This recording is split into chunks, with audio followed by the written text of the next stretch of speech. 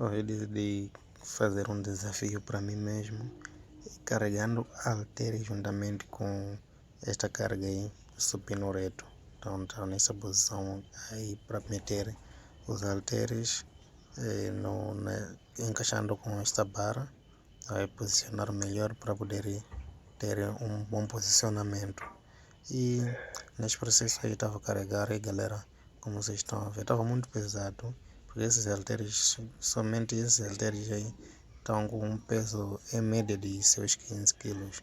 E esta carga aí que vocês estão a ver está em média de seus 45 quilos, quase 50, digamos isso, 50 quilos, porque esta barra que está no meio é muitíssimo pesada, pesa em média por aí, são 10 quilos. Então, porque este aí não é um tubo qualquer, é tipo um ferro assim, sem tubo aí no meio, não tem uma entrada, é tudo ferro.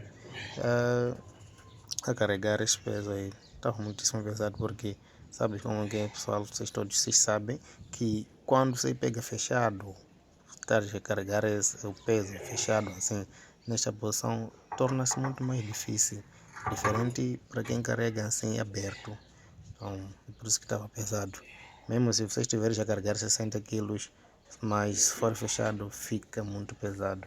Aí eu já havia fechado juntamente com a barra, fiquei a acompanhar simplesmente com os halteres, mas depois de carregar aquela carga sem descanso, eu comecei a ver que esses halteres tipo, estão a pesar muito. Então é chato.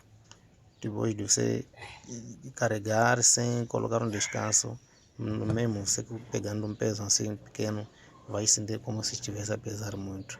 E fechei as minhas repetições, tive que mostrar um pouco dos braços aí, um pouco de costas, só para vocês poderem observar como é que está a sair o trabalho. Mas também os abdômenes estavam